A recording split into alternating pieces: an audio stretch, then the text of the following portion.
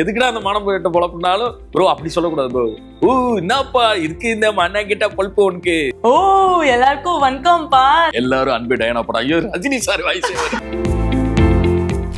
அன்பே டயனா ஜூலை 17 உங்கள் அபிமான திரையரங்குகள்ல ரிலீஸ் ஆயுது. இது எப்படி தெரியுமா இருக்கு? முயலை 3 நாட்கள் ஜூலை 17 நம்ம படம் வந்துங்குது. நம்ம ஃபுல்லா நம்ம ஏரியால தான் ஷூட் பண்ணிக்கிறோம் தெரியுமா அவனுக்கு. மெயினா என்னோட இந்த டைலக்ட் மேல வந்த லவ்க்கு காரணமே கமல் சார் தான். என்னென்னவோ தேடணும், எல்லா ஆப்ஷனும் அந்த ஒரு கமல் சார் சொல்ற மாதிரி தான்.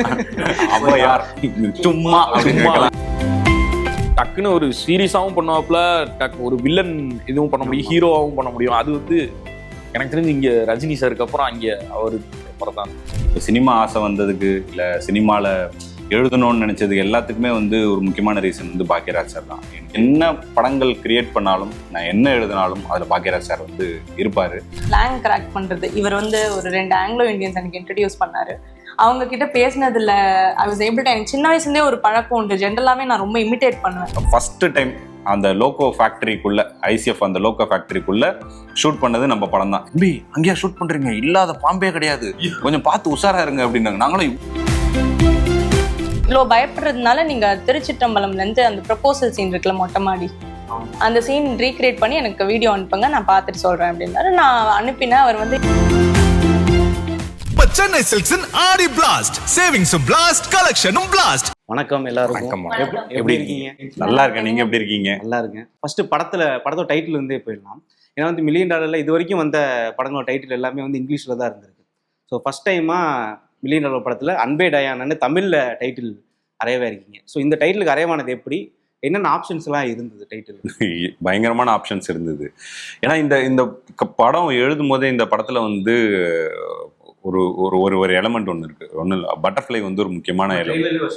ஆமாம், பட்டர்ஃப்ளை வந்து ஒரு முக்கியமான எலமெண்ட். ஸோ அதை வச்சு ஒரு டைட்டில் வந்து முன்னாடி சரி அது இருக்கும் அப்படின்ற ஒரு நம்பிக்கையில நாங்கள் வந்து ரொம்ப கான்ஃபிடென்ட்டாக வந்து இருந்துட்டோம். அதுக்கப்புறமா அதை போய் கேட்கும் போது தான் தெரிஞ்சு அதை இன்னொருத்தங்க இது பண்ணிட்டாங்க. அப்படி ரொம்ப இதுவாயிடுச்சு. ஏன்னா அதை வச்சு தான் ஒட்டுமொத்த படமும் இருந்தது. பட் அதுக்கப்புறம் நிறைய டைட்டில் ஆப்ஷன்ஸ் வந்து தொடர்ந்து தேடிட்டே இருந்தோம். என்னென்னவோ தேடணும், எல்லா ஆப்ஷனும் அந்த ஒரு கமல் சார் சொல்ற மாதிரி தான். அவ யார் சும்மா அப்படின்னு அந்த மாதிரி என்னென்னவோ நாங்களாம் போயிட்டு ஒரு ப்ரெஷர்லாம் இப்ப டீ கடையெல்லாம் போயிட்டு டீ அப்படின்னு வச்சிடலாமா என்னென்னவோ யோசிக்கிறோம். அந்த மாதிரி இருக்கும்போது தான் திடீர்னு ஒரு 200-300 ஆப்ஷன்ஸ். அதுக்கப்புறம் தான் வந்து ஒரு நாள் கவுண்டமணி சார் காமெடி ஆஃபீஸ்ல பசங்க பார்த்துட்டு இருந்தாங்க. ஆமா, அது காதலர் தினம் பார்த்துட்டு இருக்கும்போது திடீர்னு வந்து இந்த மாண்டி பையன் இருக்கானே, ஹே டியர் டயானா அப்படின்னு. எங்கடா அந்த மாண்டி பையன்? என்னமோ அந்த டயானாவை பிடிக்க முடியாது, அவளை மடக்க முடியாதுன்னு சொன்னானேடா. அப்புறம் தான் சொன்னான் அன்பே டயானா வந்து நல்லா இருக்கு, செம்மையா இருக்கு அப்படின்னு. சரி அவரு யுவராஜ் ப்ரோ கிட்ட சொல்லுவோம் அப்படின்னு சொன்னோடனே அவங்களுக்கும் ரொம்ப பிடிச்சது. அப்புறம் இன்னொரு ஆப்ஷனும் இருந்தது, அதோட சேர்த்து 2 ஆப்ஷன் வச்சுட்டு இருந்தோம். அந்த இன்னொரு ஆப்ஷன் வந்து கிடைக்கல, அதுவுமே வந்து கொடுக்க மாட்டேன் அப்படின்னு சொல்லிட்டாங்க. அது தமிழ்ல இங்கிலீஷா? அது இங்கிலீஷ் தான். அந்த லெகசி விடாம இங்கிலீஷ்லயே வந்திருக்கு. ஆமா, அது இன்னும் போயிட்டு ரீச் ஆகும், இன்னும் சொல்றதுக்கு ஈஸியா இருக்கும் அப்படிங்கிற ஒரு மேட்டர் தான். அதுக்கப்புறம் தான் இது வந்து எல்லாருக்கும். இன்னொன்று வந்து இந்த படத்தோட டோனை வந்து இந்த டைட்டில் சொல்ற மாதிரி இருந்தது. இப்போ அன்பே டயானான்னும் போதே நமக்கு அவர் கவுண்டமணி சார் ஞாபகம் தான் உங்களுக்கு வரும். ஒரு ஃபன்னியான ஒரு இதுதான் ஞாபகம் வரும். ஸோ ஒரு படமும் ஜாலியான படம் அப்படிங்கிறதுனால அதை பத்தி விவரிக்கிற ஒரு விஷயமா இருந்ததுனால ஹாப்பியா எல்லாருமே இதுக்கு போயிட்டோம். ஸோ அதே மாதிரி நிறைய இன்டர்வியூஸ்ல பார்த்தோம், பெரம்பூரை பத்தி அவங்களாம் தேவையான அளவுக்கு அலசிட்டாங்க. அந்த பக்கம் போகாம ஸோ பெரம்பூர்னா அந்த டீசர்ல பார்க்குறப்போ நிறைய ஃபுட் ஐட்டம்ஸு, ஸோ அது எல்லாமே அதை பார்த்து தான் சென்னையில் இவ்வளோ நாள் எங்களுக்கே தெரியுது இதெல்லாம் அங்கே ஃபேமஸாக இருக்குது. ஷூட்டிங் போனதுனால உங்கள் 2 பேர்ட்டையும் கேட்குறேன். ஸோ நீங்கள் வெளியே ட்ரை பண்ணது, இங்கே ட்ரை பண்ணும்போது ரொம்ப நல்லா இருந்தது, இங்கே தான் ஃபர்ஸ்ட் டைம் ட்ரை பண்ணது அப்படின்ற மாதிரியான ஃபுட்டு டெசர்ட் அந்த மாதிரி எதுவும் இருக்கா? நான் வந்து பால் சர்பத்னு ஒன்று ட்ரை பண்ணேன். பிங்க் கலர்ல இருந்தது, அது ஏதோ எசன்ஸ் போடுறாங்கன்னு நினைக்கிறேன். அது நான் இது வரைக்கும் சாப்பிட்டதே இல்லை. ரொம்ப நல்லா இருந்தது. அது பயங்கரமா என்ஜாய் பண்ணி சாப்பிட்டேன். அப்புறம் இது ரொம்ப ஃபேமஸ், ஆனால் நான் சாப்பிட்டது இல்லை. அத்தோ பர்மீஸ் ஃபுட் அங்கே ரொம்ப ஃபேமஸ், அதனால அத்தோ பேஜோ இதெல்லாம் சாப்பிட்டேன். ரொம்ப நல்லா இருந்தது. டிஃப்ரெண்டா அது ஏற்கனவே சாப்பிட்டது தான். அந்த மாதிரி விஷயங்கள் தான் அந்த ஷாலிமர் ஹோட்டல் சொன்னார்ல, அது பயங்கரமாக சாப்பிட்டது. பெரம்பூர்லேயே ஷாலிமார் ஒரு முக்கியமான ஒரு கேரக்டர் தான். நீங்கள் பார்த்தீங்கன்னா பெரம்பூரில் நிறைய பேருக்கு வந்து ரொம்ப ஃபேவரட். ஏன்னா ஒரு ஹோட்டலில் வந்து எப்பனா போய் சாப்பிட்றது ஓகே, ரிப்பீட்டடா அவங்க லைஃப்ல ஒரு ஹோட்டல் வந்து இருக்குன்னா அது ஒரு கேரக்டராகவே எல்லாருக்கும் இருக்கு. இப்போ நாங்களே இருந்தோம், நான் பெரம்பூர்ல இருந்தப்பெல்லாம் தொடர்ந்து எல்லா நாளுமே ஷாலிமார் போகாத நாளே இருக்காது. அந்த மாதிரி ஏதோ ஒரு வேலை வந்து ஷாலிமார்ல சாப்பிட்டுருவோம், இல்லை ஷாலிமார்ல போய் டீ குடிப்போம். அந்த மாதிரி இங்க வந்து நிறைய பேருக்கு இயர்ஸ் கணக்குல இருக்கு. ஒரு சில பேர்லாம் சொல்லுவாங்க, நாங்களும் ஒரு 15-20 வருஷமா 30 வருஷமா ஷாலிமார் வரும், அந்த மாதிரிலாம் சொல்லுவாங்க. ஏன்னா அது அந்த அளவுக்கு கனெக்டடான ஒரு விஷயம் அந்த ஷாலிமார் அப்படிங்கிறது. ஸோ இதை எப்படின்னா வந்து ஒரு கேரக்டரா உள்ள கொண்டு வரணும் அப்படிங்கிறது வந்து எனக்கு இருந்தது. நீங்க காலையில போனீங்கன்னா இவர் சொல்ற மாதிரி வாக்கிங்லாம் போயிட்டு அந்த அங்கிள்ஸ் அவங்கலாம் வந்துட்டாங்கன்னு வச்சுக்கோங்களேன், அவங்க கேங், அவங்க ஃப்ரெண்ட்ஸ் கேங். ஏன்னா வீட்டுல நிறைய பேருக்கு இருக்கும், இந்த வயசானவங்க எல்லாம் பார்த்துருக்கீங்கன்னா வீட்டுல நான்வெஜ் சாப்பிட அலோவ் பண்ண மாட்டாங்க. உங்களுக்கு உடம்பு சரியில்லை, ஒழுங்கா சாப்பிடணும். அவங்க எல்லாம் என்ன பண்ணுவாங்கன்னா, காலையில வாக்கிங் போறோமா, அந்த மாதிரி வாக்கிங் போறோமா அப்படின்னு சொல்லிட்டு நேரம் வாக்கிங் முடிச்சுட்டு ஆப்பம் பாயாதான் காலையில எல்லாருமே இது பண்றாங்க ப்ரோ. வாக்கிங் நல்லா ஒரு 5 ரவுண்டு 6 ரவுண்டு வாக்கிங் போறாங்க, நல்லா அத்லெட்டிக்கா ஓடிட்டு வந்து 4 மசாலா வடை சாப்பிடுறது, இந்த ஷாலிமார்ல போய் சாப்பாடு சாப்பிடுறதுன்னு இது ஒண்ணு வச்சிருக்காங்க. காலையிலே வந்து ஆப்பம் பாயாதான் எல்லாம் வயசானவங்க தான் நீங்க சாப்பிடுவாங்க. நீங்க யோசிச்சு பாத்தீங்கன்னா மருமக சாப்பிட விட மாட்டோம், இது வீட்டுல சொல்றாங்க எகிரி போயிருக்கு. நீ காலையில ஆப்பம் பாயா கேக்குதா? ரஜினி சார் ஒரு இன்டர்வியூல சொல்றாருல, காலையில சிக்கனு அந்த மாதிரி. இந்த வீடியோல பாத்தீங்களா, ஒருத்தங்க வந்து அவங்க வந்து முரசொலி மாறன் பார்க் நடைப்பயிற்சி நண்பர்கள் அப்படியே நடைப்பயிற்சி முடிச்சுட்டு இங்க வந்துடுறாங்க. அந்த மாதிரி நிறைய இருக்கு. அது ஒரு எமோஷன் அந்த ஷாலிமார் ஹோட்டல் அப்படிங்கிறது. ஃபுட்டே வந்து அந்த ஏரியாலே அப்படிதான். நீங்க சுத்தி பாத்தீங்கன்னா அது எல்லாருக்கும் ஒரு முக்கியமான பார்ட்டா இருக்கிறதுனால ஷாலிமார் அந்த மாதிரி செம்ம ஒரு விஷயம். அது எப்படின்னா கொண்டு வரணும், ரொம்ப டஃப்பா இருந்தது அங்க ஷூட் பண்றது. முதல்ல அவங்க கிட்ட பர்மிஷன் வாங்குறதே டஃப். ஏன்னா இப்ப நீங்க அவங்க கிட்ட போயிட்டு, நான் உங்களுக்கு ப்ரமோஷனா இருக்குங்க, நான் உங்களுக்கு பண்றேன், இருக்கிற படத்தை சமாளிக்க முடியல, நீ ப்ரமோஷன் பண்ற போய் அங்கிட்டு அப்படின்ட்டுருவாங்க. ஆனா ரொம்ப டஃப். ஒரு சாப்பிடலாம் முடியல, பயங்கர கூட்டம். நான் பார்சல் தான் வாங்கி போய் சாப்பிட்டோம், பயங்கர கூட்டம். எப்பவுமே இங்க ஒரு மாதிரி பலாப்பழத்துல ஈ வைக்கிற மாதிரி இருந்துகிட்டே இருப்பாங்க. வீக்கெண்ட்ல மட்டும் எல்லாம் கூட்டம் இருக்கு, அதுல எல்லா டைமுமே இருக்கும். நீங்க காலங்கத்தால போனீங்கன்னா டீல ஆரம்பிச்சு ஈவினிங் டீ வரைக்கும் அந்த மாதிரி அந்தந்த டைமுக்கு ஏற்ற அந்தந்த க்ரௌட் வந்து அங்க இருந்துட்டே இருப்பாங்க. ஸோ உங்க 2 பேரோட கேரக்டர் பத்தி பேசலாம். ஸோ உங்களோட லுக்ல, உங்களோட ஹேர் கலர் எல்லாமே நம்ம பார்த்த கோபிக்கும் இதுக்கும் சம்மந்தம் இல்லாத மாதிரி தான் இருந்தது. ஸோ அந்த ஸ்லாங்கா இருக்கட்டும், நீங்க ட்ரெய்லர்ல பேசின, டீசர்ல பேசின அந்த ஸ்லாங்கு, ஸோ அதெல்லாம் உங்களுக்கு எவ்வளவு புதுசா இருந்தது? இந்த கேரக்டருக்கு நீங்க எல்லாமே கம்ப்ளீட்லி டிஃப்ரெண்டா தான் இருந்துச்சு. நம்ம இதுக்கு முன்னாடி அந்த டிஃப்ரெண்ட் ஸ்லாங் அந்த மாதிரி சும்மா வீடியோல பண்ணியிருக்கேன். இது வந்து ஃபுல் படமே வந்து ஒரு கேரக்டரு, அந்த டயலாகு, அந்த ஒரு பாடி லாங்குவேஜ் எல்லாமே அது மாதிரி மாற்றணுன்றப்போ அவர் ரொம்ப ஈஸியாக எனக்கு அதை சொல்லி கொடுத்தாரு. அதனால கொஞ்சம் அடாப்ட் பண்றதுக்கு ஈஸியா இருந்துச்சு. பட் மற்றபடி அந்த ஸ்லாங் கொஞ்சம் கஷ்டம் தான். ஏன்னா இப்போ நம்ம ஒரு விஷயத்த மனசுல தோன்றதை நம்ம ஸ்லாங்ல படி என்னடா அவனை அப்படின்னு அது கேட்கறது வேற, என்னப்பா என்ன இப்படி பண்றான் அப்படி அந்த மாதிரி மாத்துறது வந்து கொஞ்சம் டைம் எடுத்துச்சு. அப்புறம் போக நல்லா ஈஸியா இருந்துச்சு. நீங்க வந்து உங்களோட ஷாப்ல வந்து ஃபுல்லா கன்னட ஹீரோஸோட போட்டோஸ் எல்லாம். ஸோ நீங்க முன்னாடி இருந்தே கன்னட படங்கள்லாம் பார்த்த பழக்கம் இருக்கா உங்களுக்கு? இல்ல ப்ரோ, நான் இப்பதான் நான் பார்க்க ஆரம்பிச்சேன். 2-3 படம் பார்த்துருக்கேன் நான். பழைய படங்கள்லாம் பார்த்தல. நம்ம இவரு உபேந்திராவோட அந்த ஒரு ஸ்பூஃப் படம் அது பார்த்துருக்கேன். ஓமா அது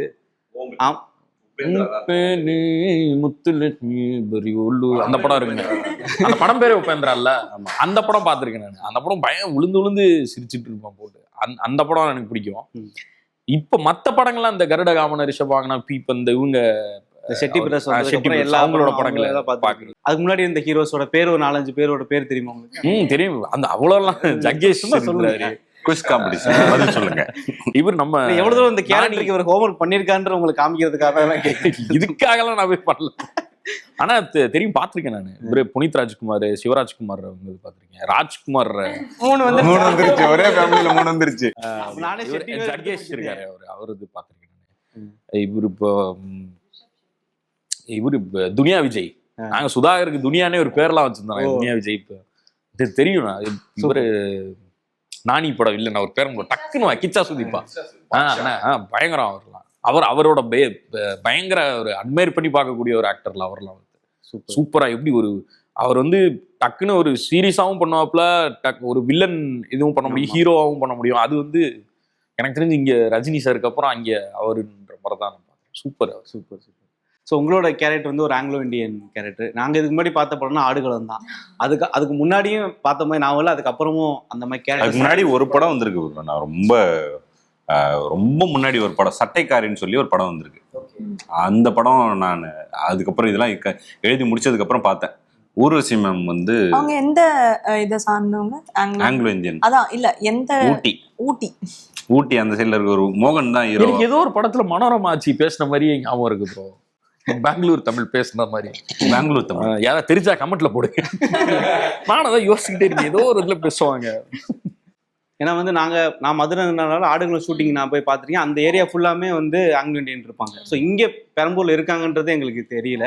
இப்போ இந்த படம் மூலியமா தான் தெரியுது. ஸோ உங்களுக்கு ஆங்கிலோ இந்தியன்னா என்ன மாதிரியான ஒரு புரிதல் இருந்தது? இந்த கேரக்டருக்கு அப்புறம் நீங்க பண்ண விஷயங்கள்? ரைட். நான் வந்து ஆனஸ்டா சொல்ல போனா எனக்குமே வந்து though I was born and brought up in Chennai, எனக்கு சுத்தமா பெரம்பூர் வந்து was an area that I have never tapped into. அந்த மாதிரி தான் இருந்தது. எனக்கு அது சுத்தமாவே அந்த பார்த்தே தெரியாது, போனதே கிடையாது. எனக்கு வந்து இவங்க பாரி வந்து நரேஷன் பண்ணி ஆடிஷன் பண்ணதுக்கு அப்புறம் வந்துட்டு எனக்கு பயங்கர இன்ட்ரெஸ்ட் வந்தது அந்த character. Anglo Indian that too from பெரம்பூர்னா வட சென்னை ஸ்லாங் பேசுவாங்களா அப்படின்ற மாதிரி ஒரு இன்ட்ரெஸ்ட் வந்தது. வீட்டுக்கு வந்த உடனே நான் வந்து நரேஷன் முடிச்சுட்டு வந்த உடனே நான் இது பார்த்தேன், டாக்குமெண்ட்ரிலாம் போட்டு நான் யூடியூப்ல எப்படிலாம் பேசுறாங்கன்றத சும்மா போட்டு பார்த்தேன். ஆக்சுவலி அவங்க ஒருத்தருக்கும் ஒரு ஆக்சென்ட் இருக்கும். டு பி வெரி ஆனஸ்ட், எல்லாருமே ஒரே மாதிரியே பேச மாட்டாங்க. அண்ட் அவங்க மாதவரம்க்கு ஒரு ஆக்சென்ட் இருக்கு, ஐநவரம்க்கு சாரி அவங்க அப்படிதான் சொல்லுவாங்க, அது ஐநாவரம் சொல்ல மாட்டாங்க, ஐநவரம் அப்படின்னு சொல்லுவாங்க. அது ஒரு இடத்துக்கும் ஒரு ஆக்சென்ட் இருக்கு. அவங்க எல்லாருமே வித்தியாசமா பேசுவாங்க. எனக்கு ரொம்ப இன்ட்ரெஸ்டிங்கா அந்த இது வரைக்கும் எனக்கு என்ன ரொம்ப இதுல ரொம்ப பிடிச்ச ஒரு விஷயம்னா, இது வரைக்கும் Anglo Indians from north Madras இது வரைக்கும் யாரும் பண்ணதில்லைன்னு நினைக்கிறேன், if I'm not wrong. And அந்த கேரக்டர் பண்றதே எனக்கு ரொம்ப இன்ட்ரெஸ்டிங்கா இருந்தது. அண்ட் இந்த கேரக்டரோட மீட்டரே was very difficult to crack. இது வந்து எல்லா விதமான எமோஷன்ஸ் எக்ஸ்ப்ளோர் பண்ற ஆப்பர்ச்சுனிட்டி எனக்கு கிடைச்சது. கோவமா இருக்கட்டும், ஹியூமர் பண்ற ஒரு ஆப்பர்ச்சுனிட்டி எனக்கு கிடைச்சது. ஐ திங்க் நிறைய ஹீரோயின்ஸ்க்கு அது அமையாது ஸ்கிரிப்ட் வைஸ், ஆனா இதுல எனக்கு அது அமைஞ்சது ரொம்ப சந்தோஷம். அண்ட் ரொமான்ஸ் எல்லாமே பண்ற ஆப்பர்ச்சுனிட்டி ஆஃப்டர் நீக் எனக்கு உடனே கிடைச்சது. எனக்கு ரொம்ப ரொம்ப சந்தோஷமா இருந்தது. அண்ட் இந்த மீட்டர் கிராக் பண்றதே was very difficult. On top of it அந்த ஸ்லாங் கிராக் பண்றது, இவர் வந்து ஒரு 2 ஆங்கிலோ இந்தியன்ஸ் எனக்கு இன்ட்ரடியூஸ் பண்ணாரு. அவங்க கிட்ட பேசினதுல ஐ வாஸ் ஏபிள் டு, எனக்கு சின்ன வயசுலேருந்தே ஒரு பழக்கம் உண்டு, ஜென்ரலாவே நான் ரொம்ப இமிட்டேட் பண்ணுவேன். நான் எனக்கு ஸ்கூல் படிக்கும் போது என்ன உட்கார வச்சு, ஆமா ஸ்கூல் படிக்கும் போது லிட்டரலி ஃப்ரீ பீரியட் இருக்கும் போது என்ன உட்கார வச்சு சுத்தி என் ஃப்ரெண்ட்ஸ் எல்லாம் உட்காந்து இந்த மேம் மாதிரி பேசு, அந்த மேம் மாதிரி பேசுலாம் பண்ண சொல்லுவாங்க. ஸோ அந்த பழக்கம் எப்பவுமே உண்டு. இப்போ கூட எங்கேயாவது போய் யார்ட்டையா பேசிட்டு வந்தோன்னா அதே மாதிரி வீட்டில் வந்து அவங்க என்ன சொன்னாங்கன்றது அவரை மாதிரியே பேசி காட்டுற ஒரு இது இருக்கு. அதனால I think I was able to pick it up quite. அதனால கொஞ்சம் ஈஸியா அது கொஞ்சம் பிக்கப் ஆயிடுச்சு. அதுக்கப்புறம் என்னோட நானாவே பேசிட்டேன் படம் ஃபுல்லா. அண்ட் பட் சுத்தி ஆங்கிலோ இந்தியன்ஸ் இருந்தனால தே ஆல்சோ அப்ரூவ்ட். அதனால அவங்களுமே வெரி வெரி நைஸ் பீப்புள். ரொம்ப ஒரு புது எக்ஸ்பீரியன்ஸா இருந்தது. பெரம்பூர் ரொம்ப அழகான ஒரு இடம். அதுவே ஒரு தனி சிட்டி மாதிரி இருக்கும், சென்னை மாதிரியே இருக்காது. அங்க போய் ஷூட் பண்ணது அப்படி இல்லவே இல்லை. உங்களுக்கு வந்து பாத்தீங்கன்னா முதல் படமும் நீங்க பழக்கப்பட்ட ஒரு கதைக்களம் தான், இதுவுமே நீங்க வாழ்ந்த ஒரு ஏரியா தான் அப்படின்றனால நீங்க ரியல் லைஃப் கேரக்டரை எவ்வளவு தூரம் நீங்க இந்த படத்துக்குள்ள கொண்டு வந்திருக்கீங்க? முதல் படத்துலயுமே உங்களோட மாமா கேரக்டர் வந்து இந்த படத்துல இருப்பாரு. இந்த படத்துல வேற என்னென்ன கேரக்டர்லாம்? இல்லை, இதில் இருக்க கிட்டத்தட்ட 90% கேரக்டர்ஸ் வந்து ரியல் லைஃப்லேருந்து இன்ஸ்பயர் ஆனது தான். ஏன்னா வந்து இந்த ஹீரோட ஃபேமிலி வந்து என் ஃப்ரெண்ட் ஒருத்தங்க, அவங்க தெலுங்கு ஃபேமிலி இருக்காங்க. அவங்க ஃபேமிலியை வந்து அப்படியே இதில் என்னென்ன விஷயங்கள்லாம் அதில் கொண்டு வர முடியும், அவங்க வீட்டில் நான் பார்த்த விஷயங்கள், இது பண்ண விஷயங்கள் இதெல்லாம் உள்ளே கொண்டு வர முடியுமோ கொண்டு வந்தது தான் அது. ஸோ அதில் இப்போ இந்த அம்மா வந்து நிறைய அம்மாவை ரெப்ரசன்ட் பண்ணுவாங்க. ரோஜா மேம் வந்து நிறைய அம்மாக்களை, ஒரு குடும்பத்தை லீட் பண்ணி ரொம்ப ஸ்ட்ராங்காக எடுத்துகிட்டு போகிற அம்மாக்களை வந்து ரெப்ரசன்ட் பண்ணுற ஒரு அம்மாவாக இருப்பாங்க. அது நம்ம நிறைய வீட்டில் நம்ம பார்த்துருப்போம். அந்த மாதிரி விஷயங்கள். இப்போ சேத்தன் சார் கேரக்டர்லாம் அதுக்குமே ஒரு சில பேர் ஒருத்தரோட இன்ஸ்பிரேஷன்லாம் இருக்குது. இங்கே நிறைய பேர் இருக்காங்க, இன்னும் 50-60 வயசு இருக்குது, ஃபுல்லாக ஃபுட்பால் ஆடுவாங்க, இன்னும் பிளேயராக இருக்க ஒருத்தங்க, ஒரு டீமே ஒன்று இருக்குது. அந்த டீமை நாங்கள் சும்மா டீசர்ல கூட ஒரு கிளிம்ஸ் ஒன்று வரும், ஃபுட்பால் ஆடுறவங்க. அந்த டீம்லாம் இன்னுமே 60 வயசு வரைக்கும் ஃபுட்பால் ஆடிட்டு இருக்காங்க. அதுல இருந்து ஒருத்தரை எடுத்து வச்சது. இப்ப தம்பி கேரக்டர், அவர் சிரஞ்சீவி கேரக்டர்லாம் வந்து என் வீட்டுல வந்து இப்ப எங்க அண்ணனுக்கும் எனக்குமே இருக்கிற ஒரு ஈக்குவேஷன். எங்க அண்ணன் பயங்கரமா படிப்பாரு, நான் படிக்க மாட்டேன்.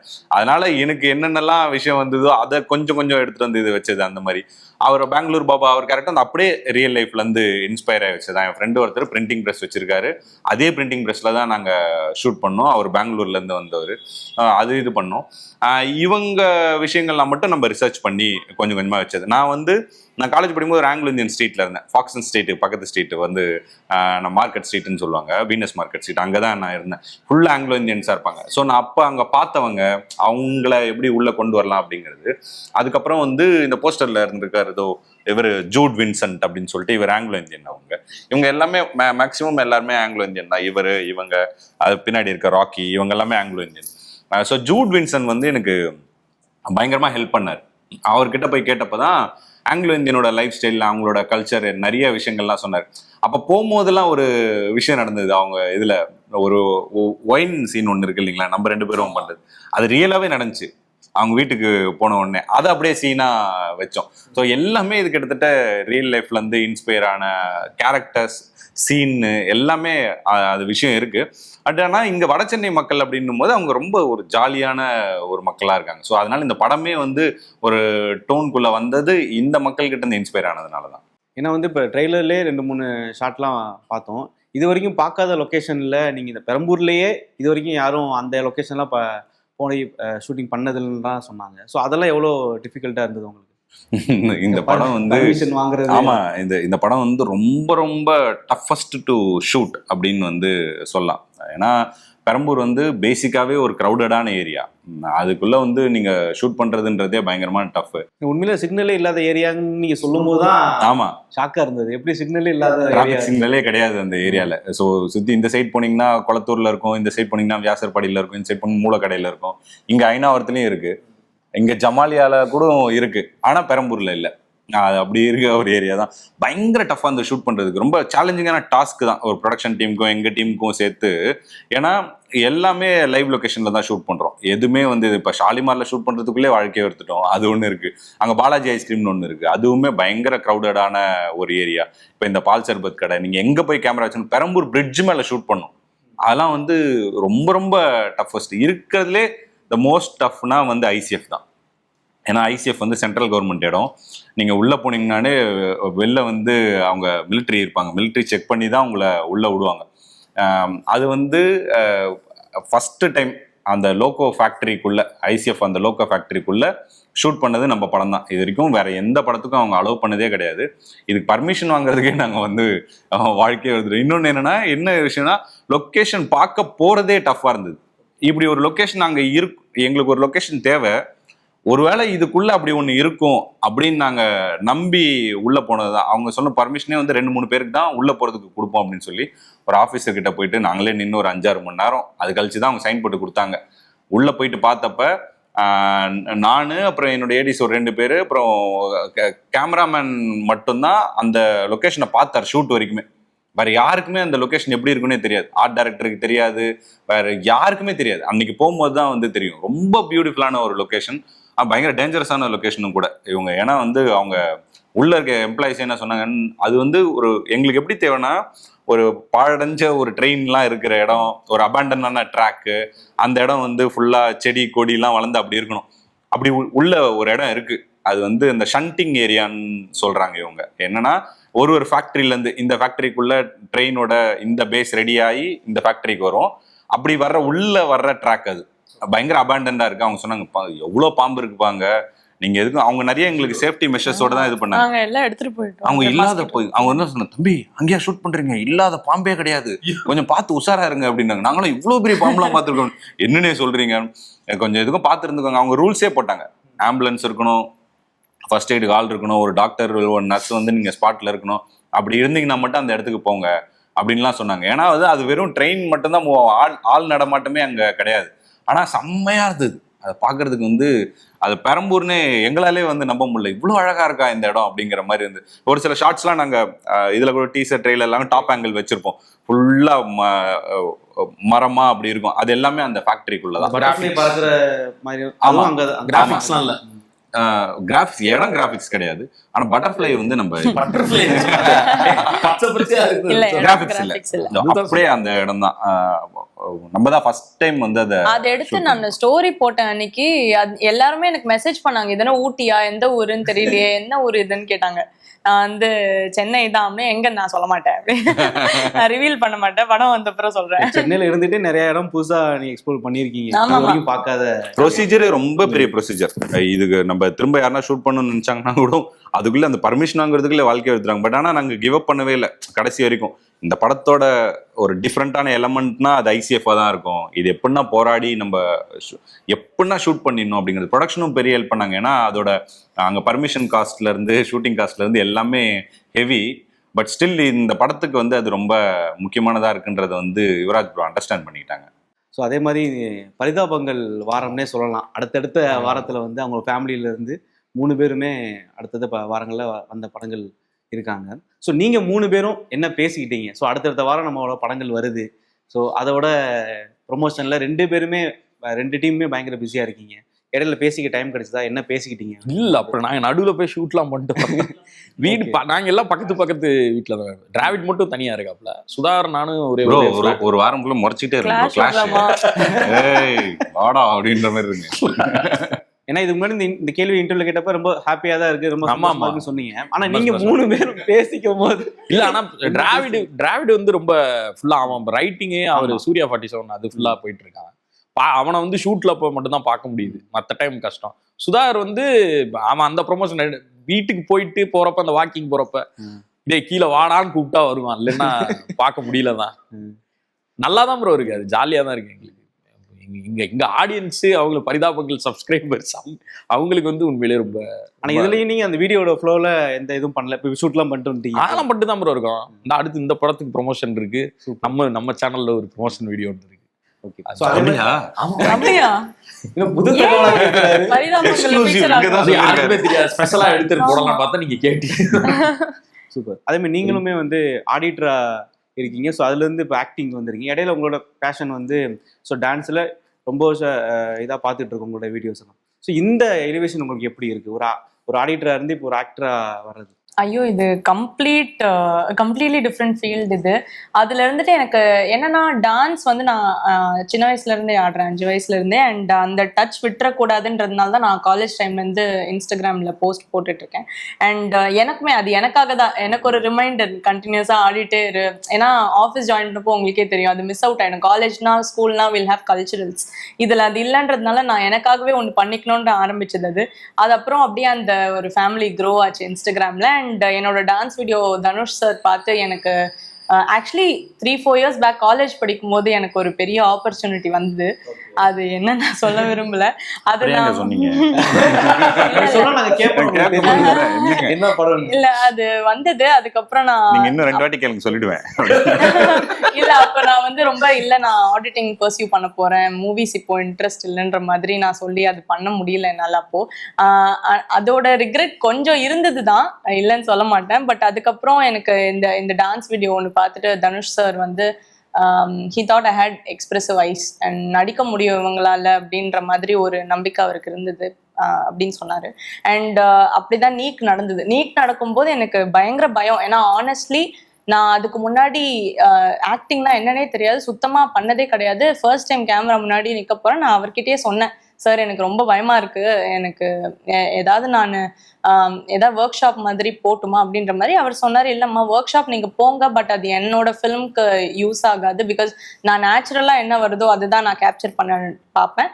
இவ்வளோ பயப்படுறதுனால நீங்கள் திருச்சிற்றம்பலம்லேருந்து அந்த ப்ரப்போசல் சீன் இருக்குல்ல, மொட்டை மாடி, அந்த சீன் ரீக்ரியேட் பண்ணி எனக்கு வீடியோ அனுப்புங்க, நான் பார்த்துட்டு சொல்றேன் அப்படின்னாரு. நான் அனுப்பினேன். அவர் வந்து you good to go, don't worry, settle பார்க்கலாம் அப்படின்ட்டாரு. நான் அதுக்கு மேலே என்ன கேட்குது, ஆனால் நான் ஃபர்ஸ்ட் ஹாஃப் ஷூட் பண்ண இருக்க மாட்டேன் அந்த படத்தில் ஃபர்ஸ்ட் ஹாஃப்ல, பட் அப்சர்வ் பண்ண வர சொல்லியிருந்தாரு.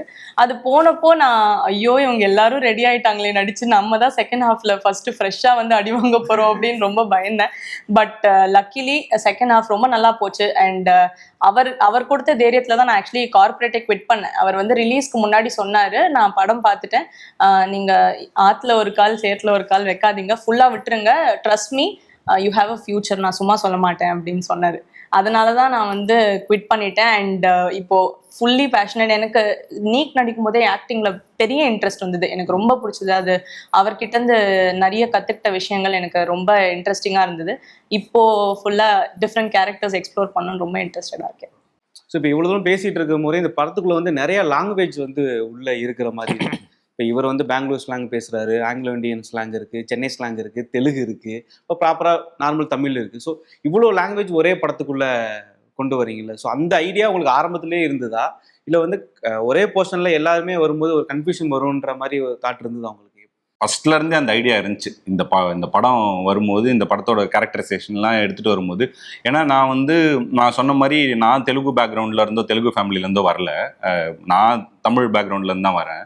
ஸோ நான் ஒரு தெலுங்கு ஃபேமிலியை பார்த்து இன்ஸ்பயர் ஆகி அவங்களோட விஷயத்தை உள்ள எடுத்துட்டு வந்துச்சேன். ஸோ இவங்க ஆங்கிலோ இந்தியன் போது அப்படி எல்லாமே டிஃப்ரெண்ட்டாக உள்ள எடுத்துட்டு வந்து வைக்கணும் போது, இது கன்ஃபியூஷனை விட ஒரு சீன்ல இது எல்லாத்தையும் ப்ளே பண்ணணும் அப்படின்னு ஒரு விஷயம் இருந்தது. இது எல்லாத்தையும் அழகா எப்படி கொண்டு வரலாம், அப்படி இது பண்ணலாம் அப்படிங்கிற மாதிரி, அதுவுமே ஒரு நல்லபடியா ஆடியன்ஸுக்கு பிடிக்கிற மாதிரி ஒரு ஜோனுக்குள்ள அது இருக்கும் அப்படிங்கிறது பஞ்சதந்திர படத்துல ஒரே சீன்ல கமல் சார் ஆமா, அவர் கமல் சார் தான் நமக்கு எல்லாத்துலயுமே இன்ஸ்பிரேஷன். இல்ல அவர் பண்ணாதே இல்லை. இப்ப நம்ம எது பண்ணாலும் புதுசே கிடையாது. எப்படி பார்த்தாலும் அவர் எதனா ஒண்ணு அதை பண்ணி வச்சிருக்காரு. அந்த அளவுக்கு யங் ஃபிலிம் மேக்கர்ஸ் எல்லாருக்குமே இன்ஸ்பிரேஷன்னா கமல் சார் தான். மெயினா என்னோட இந்த டைலக்ட் மேல வந்த லவ்க்கு காரணமே கமல் சார் தான். அவர் பண்ணதுதான் எனக்கு சூப்பரா இருக்கும். நீங்க இன்னைக்கு வரைக்கும் எடுத்து பாத்தீங்கன்னா மைக்கேல் மதன காமராஜன், நீங்க சொல்ற மாதிரி பஞ்சதந்திரம், இது எல்லாமே எடுத்து பாத்தீங்கன்னா அவ்வளோ ஸ்லாங் அதுக்குள்ள இருக்கும். அந்த படங்களை நம்ம பயங்கரமா ரசிச்சு பார்த்துருக்கோம். அப்ப ஆடியன்ஸை அவர் ஒரு நார்மல் கதையில என்னெல்லாம் ஆடியன்ஸுக்கு கொடுக்கலாம்.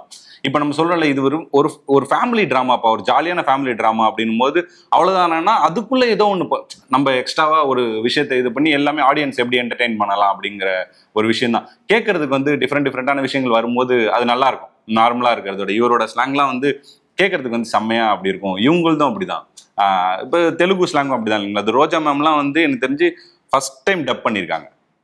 ஒரு ஃபுல் லென்த் அவங்க நடிச்ச ஃபிலிமுக்கு அவங்க ஃபர்ஸ்ட் டைம் டப் பண்ணியிருக்காங்க.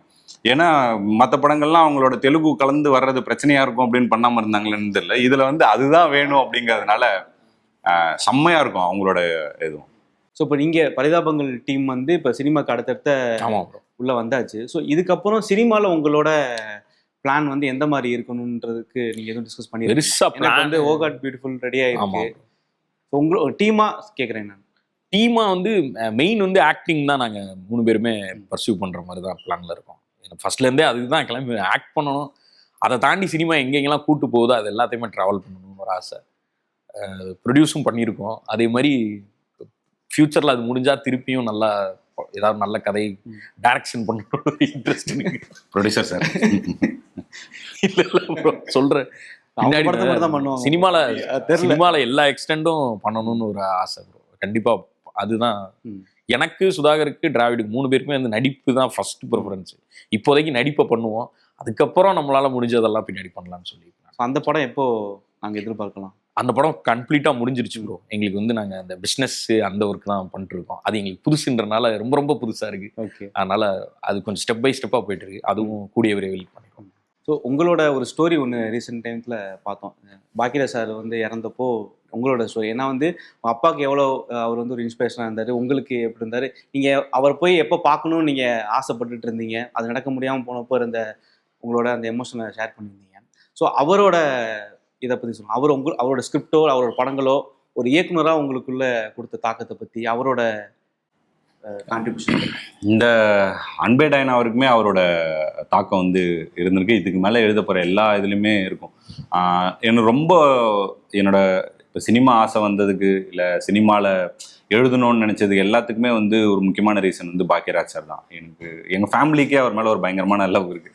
அப்பா பயங்கரமான பாக்கியராஜ் சார் ஃபேனாக இருந்திருக்காரு. என்னை சின்ன வயசுலலாம் கூப்பிட்டு போயிருக்காரு. பட் எனக்கு அது தெரியவே தெரியாது, ஞாபகமும் இல்லை எனக்கு சின்ன வயசில் அவரோட படங்கள் பார்த்தது. அந்த மாதிரி நான் சினிமாக்குள்ளே வந்தப்போ இது பண்ணப்போ அதுக்கு முன்னாடியே நிறைய இந்த கேடிவி இதெல்லாம் பார்த்து வளர்ந்த ஆட்கள் தான் இல்லைங்களா. பாக்கியராஜ் சார் ஃபிலிம்ஸை அவ்வளோ படங்கள் நான் பார்த்துருக்கேன். பயங்கரமான ஃபேனாக நான் அவருக்கு மாறிட்டேன். அவரோட ரைட்டிங் எனக்கு ரொம்ப பிடிக்க ஆரம்பிச்சது. ஏன்னா நம்ம ஒரு சாமானிய எளிய மனிதர்களோட கதையை அவர் எடுத்து கேரக்டர்ஸும் அப்படிதான் இருக்கும். ஒரு ஹீரோனா இப்படிதான் இருக்கணும் அப்படிங்கிறத பிம்பத்தை உடைச்சவர் பாக்கியராஜ் சார் தான்.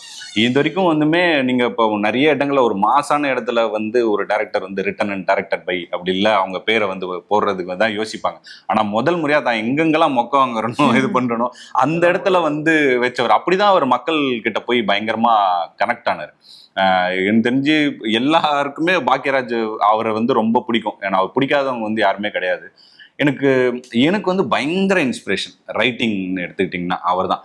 எனக்கு நான் அந்த ஸ்டோரியில் போட்டிருந்த மாதிரி தான் எனக்கு ரொம்ப ரொம்ப மன வருத்தமாக இருந்துச்சு அன்னைக்கு. நான் எனக்கு எந்த அளவுக்கு இருந்ததுன்னா, இந்த அன்பே டயானா வந்து அவரோட அந்த டபுள் ஆக்ஷன் அதை பார்த்து தான் இந்த கேரக்டரோட இந்த படத்தோட இன்ஸ்பிரேஷனே தொடங்குச்சு. ஒரு தெலுங்கு ஃபேமிலி எடுக்கணும். நம்ம சில்க் ஸ்மிதா வந்து தெலுங்கு இருப்பாங்க அந்த படத்துல. ஆமா, இல்ல இவர் தான் தெலுங்கு, சில்க் ஸ்மிதா வந்து தமிழ். அந்த அந்த சீனியர்கள் அந்த குட்டி பையன் கிட்ட சொல்லுவாங்க, எங்க அம்மா தமிழ், அதான் சொல்ல எனக்கு ஒரு ஒரே தலைவலி அப்படின்வான். ஒரே தலைக்கால் தெலுங்குல செப்புறான், தெலுங்குல செப்ப மாட்டான், தமிழ்ல தான் செப்புவேன் அப்படின்னு. எங்க அம்மா தமிழ் தானே அப்படின்னு, நானா தெலுங்குக்காதா அப்படின்னு.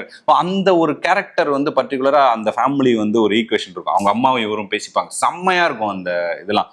அதுல இருந்து ஒரு டைலாக் எல்லாம் கூட நான் இன்ஸ்பயர் ஆகி வச்சேன். இந்த படத்தோட ஸ்டார்டிங்கே வந்து அவர்கிட்ட இருந்து ஆரம்பிச்சதுதான். எனக்கு ரொம்ப மனசு ரொம்ப கஷ்டமா இருந்தது என்னன்னா, அவர்கிட்ட சொல்லணும்னு ரொம்ப ஆசைப்பட்டேன்.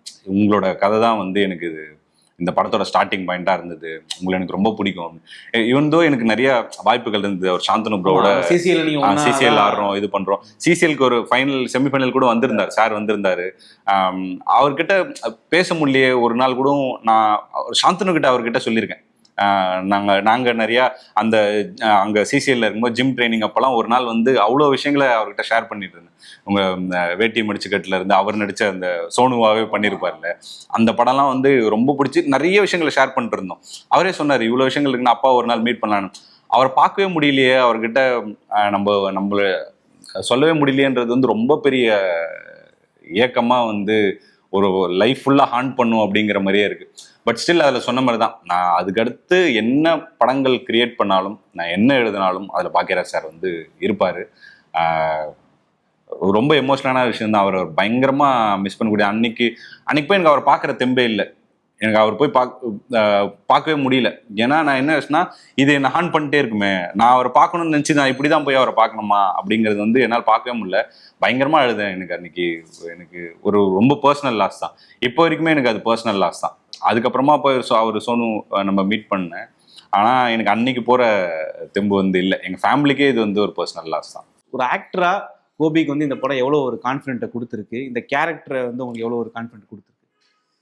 கான்ஃபிடென்ட்டு கொடுத்துருக்குன்னா, ஃபுல் படம் வந்து ஒரு நம்ம வந்து நார்மலாக ஒன்று பண்ணிட்டு போகிறத தாண்டி ஒரு ஃபுல் படம் ஒரு ஸ்லாங் பேசி ஒரு பாடி லாங்குவேஜ் வச்சுட்டே ட்ராவல் பண்ணுறதுன்னு இருக்குல்ல, அது எனக்கு ரொம்ப புதுசாக இருந்துச்சு.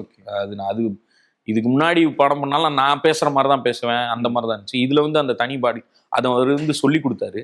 இது வந்து ரொம்ப டிஃபிகல்ட்டாக இருந்துச்சு, கொஞ்சம் கஷ்டமாக இருந்துச்சு ப்ரோ. ஏன்னா ஏதாச்சும் டைலாக் மனசுலேருந்து வந்துச்சுன்னா கூட, ப்ரோ அது அப்படி சொல்லக்கூடாது, இந்த கலக்க புதியார்ல சொல்ற மாதிரி, எதுக்குடா அந்த மானம் கெட்ட பொழப்புனா, எதுக்குடா இந்த மானம் கெட்ட பொழப்புல அந்த மாதிரி, எதுக்குடா அந்த மானம் கெட்ட பொழப்புனாலும் ப்ரோ அப்படி சொல்லக்கூடாது ப்ரோ. என்னப்பா இருக்கு இந்த மானம் கெட்ட பொழப்பு உனக்கு அப்படின்னு அந்த மாதிரி தான் பேசணும்.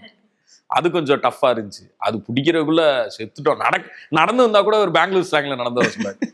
ஸ்லாங்ல அது தெரியல ப்ரோ, அவர் ஏதோ கத்துங்க, அது பாடி லாங்குவேஜ்ல நடந்தாங்கன்னு சொல்றது. நடக்கிறது இல்லையா போயிட்டு அப்படின்னு. கோபியா வராதிங்க, பெங்களூர் பாபா வாங்க. ஏன்னா அந்த நம்ம சேனல்ல பண்ண அந்த ஒரு ரிசம்பிளன்ஸ் இருக்க கூடாது அப்படின்னு ரொம்ப எல்லாருக்குமே அந்த கோட் வேர்டு தான். எல்லாருக்குமே அந்த கோட் வேர்டு தான். இப்ப இவங்க கிட்டயும் அதான் சொல்லுவேன், மேஜிக்கா வாங்க, மேஜிக்கா பண்ணுங்க. சேத்தன் சாருக்குலாம் சார் பாஸ்கர் சேத்தன் சார் விடுதலை அப்படின்னு சொன்னா கோட் வேர்டு அக்செப்டட் அப்படின்னு அப்புறமா மாறுவாரு அவரு. ஸோ உங்க படத்துக்குள்ள நீங்க பேசும்போது நார்மல் ஸ்லாங் வந்த மாதிரி, நீங்க நார்மலா வீட்டுல பேசும்போது இந்த ஸ்லாங் வந்துருக்கு. ஆமா, நான் இவனுங்கள்ட்ட வாடா வாடா அப்படின்னு நீ பேசி பேசி அதுவே வருது. ஹிந்தி ஸ்லாங் பேச ட்ரை பண்ணுவேன் ப்ரோ ஃபர்ஸ்ட்லாம். அந்த இதெல்லாம் அதெல்லாம் வரமாட்டேங்குது ப்ரோ. இதுதான் ப்ரோ வருது, ட்ரை பண்ணா இதுதான் வருது. அது மாதிரி அது கேட்டு கேட்டு கேட்டு கேட்டு அப்படியே போல. இது பார்த்துட்டு நிறைய பேர் பெங்களூர்ல உள்ளவங்க நாங்க என்ன இப்படியா பேசுறோம் அப்படின்னு, இதெல்லாம் எங்க ஸ்லாங்கே கிடையாது, நாங்க இன்னும் வேற மாதிரி பேசுறோம்னு சொல்லுவாங்க. அவ்வளோ பெர்ஃபெக்ஷனா கமல் சார் மாதிரிலாம் பண்ண முடியாது. ஏதோ ஓரளவு இவரை பார்த்தீங்கன்னா நான் தான் தப்பிச்சு போய் மறுபடியும் கூப்பிட்டு வர்றாரு. இல்ல டீசர்ல கமெண்ட் போட்டிருந்தாங்க, இப்ப நாங்க இப்பெல்லாம் பேச மாட்டோமே நிறைய பேர் அப்படின்னு போட்டிருந்தாங்க. பெங்களூர்ல இருந்தா, நான் பெங்களூர்ல இல்ல அப்படின்னு. அவங்க பெரம்பூர்ல இப்படி எல்லாம் பேச மாட்டோமேன்னு போட்டிருந்தாங்க. பெரம்பூர் ஸ்லாங்கே கிடையாதுன்னு போட்டிருந்தாங்க. பெரம்பூருக்குன்னு ஒரு ஸ்லாங்கே கிடையாது.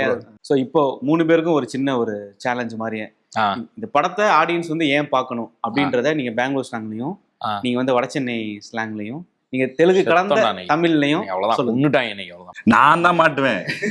தெலுங்கே தெரியாம நீங்களாச்சும் பரவாயில்ல, தப்பிச்சிடலாம். யாரு ஃபர்ஸ்ட் நீங்களே ஷார்ட் கோபி குதிரி bro தான் first. ஃபேமிலி ஃபுல்லா எல்லாம் இவராச்சும் நல்லா வருது இப்போ ஆங்கிலோ இந்தியன் வந்துருச்சு. அப்படியா? அப்போ மாத்தி சொல்லுங்க. அப்ப மாத்தி swap பண்ணலாம். Okay, super. ஓ வணக்கம் மாம். ப்ரோ உங்களுக்கு அது கிடையாது. நீங்க தெலுங்கு இதுல சொல்லணும். தெலுங்குல கோர்த்து விட்டாங்க. ஸ்டாப் பண்ணிட்டாங்க. ஏன்னா அவருக்கு ஆங்கிலோ இந்தியன் நல்லா ஆமா, எதுனா தெலுங்கு தவிர எல்லாமே நல்லா வந்துரும். ஐயோ. ஓ எல்லாருக்கும் வணக்கம்ப்பா. 17th ஜூலை என்ன பண்ணிக்கிறீங்க எல்லாரும் வீட்ல? எல்லாரும் தியேட்டர்ல வந்து எங்க பிக்சர் பாருங்க. அன்பேடா நான் வந்து பாருங்க. உங்க ஃபேமிலி எல்லாத்தையும் கூட்டின்னு வாங்க.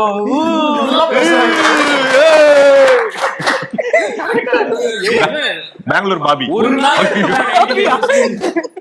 ஐயோ அப்படின்னா என்னங்க? அண்ணி அண்ணி தானே? அப்புறம் என்னங்க? என்ன அண்ணிலாம் கிடையாது. இன்டர்நெட்ல போட்டா அப்படி வார்த்தை சொல்றாரு. கேட்டானுங்க. Hi everyone. எல்லாரும் வந்து பார்த்துட்டு சொல்லிடுவா. உங்களுக்கு ஃபேமிலி மூவி. ஐயோ டென்ஷன் ஆயிடுவாங்களா? தெலுங்கு ஸ்லாங்கே பேசுறேன். பெட்டர். என்ற எல்லாரும் அன்பு டயனா படம். ஐயோ ரஜினி சார் வாய்ஸ்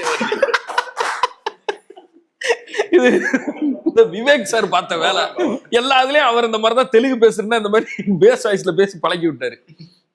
காக்கி நாடா உண்டு, பாவாடை நாடா எண்டு. ப்ரோ பல்ராம் நாயுடு அவர் மாதிரி பேசுங்க. பல்ராம் நாயுடு பாத்தீங்களா? மிமிக்ரி பண்ணக்கூடாதுன்னு நான் எது மனப்பாடம் பண்ணிட்டு வந்தேன். எல்லாருக்கும் வணக்கம். அன்பே டயனா ஜூலை 17th உங்கள் அபிமான திரையரங்குகள்ல ரிலீஸ் ஆயுது. இது எப்படி தெரியுமா இருக்கு? முயலை 3 நாட்கள் நீண்ட வேண்டும். அந்த இதுல சொல்றீங்க. ஏதோ வீடியோ பண்ணிட்டு தப்பிக்கிறேன், கூப்பிட்டு வச்சு கேவலப்படுத்திட்டேன். கேட்டு வாங்கிட்டு கலாய்க்கிறீங்க. அப்படி எப்படி வாங்க? அது நல்லா இருக்கு. ஏங்க செம்மையா இருக்கு. ஜூலை 17th மா பிக்சர் அன்பே டயனா படம் ரிலீஸ் ஆகுது. எல்லாரும் போய் தியேட்டர்ல பாருங்க. மாமே ஜூலை 17th நம்ம படம் வந்துங்குது. மஸ்தார் மஜாவா இருக்கும் படம். நம்ம ஃபுல்லா நம்ம ஏரியால தான் ஷூட் பண்ணிக்கிறோம் தெரியுமா உனக்கு? வேசர்பாட்டிக்கு இதுல அது பக்கத்துல தான், பெரம்பூர்ல தான் ஃபுல்லா ஷூட்டிங் போயிடுது. மஜாவா இருக்கும் படம். வர்றோம் தியேட்டர்ல எல்லாரும் அப்படியே சும்மா எல்லாம் நம்ம எல்லாம் சாதாரணமா இருக்கக்கூடாது. நம்ம பிள்ளைங்க எல்லாரையும் இறக்கிடணும் தியேட்டர்ல. எல்லாரும் வந்து குடும்பத்தோட கூட பார்க்கலாம்பா. நல்லா அந்த பயங்கரமா தான் பண்ணிக்கிறாங்க பாரு. இந்த பொண்ணை நச்சுக்கிது பாரு, இப்படி இதை பாரு ஜெகஜோதியா, இந்த பொண்ணை பார்க்கணும் அப்படின்னா வந்துரு தியேட்டருக்கு. என்ஜாய் பண்றோம். அன்பே டயனா ஜூலை 17th மஜா பண்றோம்.